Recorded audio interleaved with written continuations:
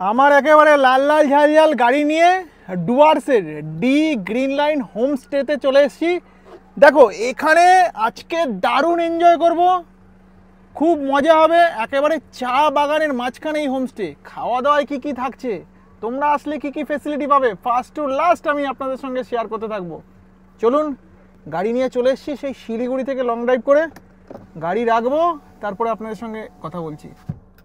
দেখো সবে মাত্র আসলাম, আসার সাথে সাথেই রিসর্ট থেকে কিন্তু আমাদের জন্য ড্রিঙ্কস প্রোভাইড করে দিল। আচ্ছা কি রয়েছে দাদা? হ্যাঁ, ওয়েলকাম ড্রিঙ্কস। ওয়েলকাম ড্রিঙ্কস, বাহ, সবার জন্যই এটা, তাই তো?